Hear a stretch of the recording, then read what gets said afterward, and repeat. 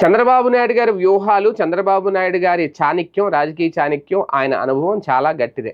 కానీ చంద్రబాబు నాయుడు గారు ఏ డెసిషన్ తీసుకున్నా దాన్ని వ్యతిరేకించడం అనేది ప్రతిపక్షం యొక్క ప్రధాన లక్ష్యం. జగన్మోహన్ రెడ్డి గారు అదే చేస్తారు మొదటి నుంచి కూడా. కానీ మొట్టమొదటిసారిగా ఆయన నిర్ణయాన్ని సానుకూలంగా అంగీకరించారు.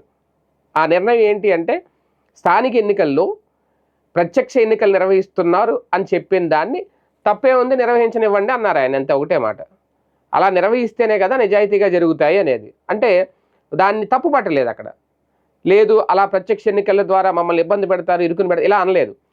అంటే అది కూటమి ప్రభుత్వానికి, టీడీపీకి ఎంత సానుకూల నిర్ణయమో తెలియదు, కానీ ఆ నిర్ణయం వల్ల తమకి సానుకూలం అనుకుంటున్నారు జగన్మోహన్ రెడ్డి గారు.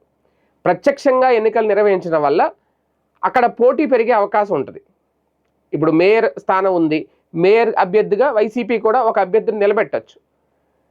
అక్కడ ఆ కార్పొరేటర్లు ఇప్పుడు ఎవరు ఎంపీడీసీల ద్వారా ఎంపీపీని ఇలా ఎన్నుకుంటారు కదా, వార్డు మెంబర్ల ద్వారా సర్పంచ్ని ఇలా ఎన్నుకుంటారు. ఇప్పుడు ఏంటంటే నేరుగా అభ్యర్థులను ప్రకటించడం వల్ల తెలుగుదేశం పార్టీకి ఎంత సులభం అవుతుందో ఒకటి, అది ఫైనాన్షియల్గా కానివ్వండి, ప్రచారం పర్వంలో భాగంగా ఇంకోటి కానివ్వండి, వైసీపీకి కూడా అదే ఉంటుంది. అంటే ఇది సానుకూల నిర్ణయం, మంచిదే. అంటే రేపు పొద్దున జగన్మోహన్ రెడ్డి వచ్చినా సరే, మళ్ళీ అధికారంలోకి వచ్చినా ఈ ప్రత్యక్ష ఎన్నికల పరంపర అనేది కొనసాగిస్తారు ఆయన. ఎందుకంటే ఇప్పుడు తప్పు పట్టలేదు కదా, ఒక అమరావతిని తప్పు పెట్టారు. ఇంకా జగన్మోహన్ రెడ్డి, చంద్రబాబు నాయుడు గారు తీసుకున్న ఏ నిర్ణయాలైనా తప్పు పడతానే ఉంటారు, ఈ దేంట్లో అయినా లొసుగులు ఎదుగుతూనే ఉంటారు. కానీ ఈ విషయంలో వెతకలేదు అంటే దాని అర్థం ఏంటి?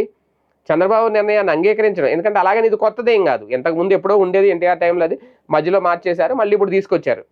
సో అది మంచిది అనుకున్నాడు ఆయన. తనకు కూడా ప్రయోజనం చేకూరుతుంది వైసీపీకి అని అనుకున్నారు. అది ప్రయోజనం చేకూరుతుందా లేదనేది రేపు ఫలితాల ద్వారా తెలుస్తుంది. కానీ ఇక్కడ వ్యతిరేకించకుండా ఫస్ట్ టైం చంద్రబాబు నాయుడు గారి నిర్ణయానికి ఓకే చెప్పారు, ప్రత్యక్ష ఎన్నికల వల్ల ప్రయోజనమే మంచిదే కదా అన్నారు అనేది ఇప్పుడు సోషల్ మీడియాలో వైరల్ అవుతుంది.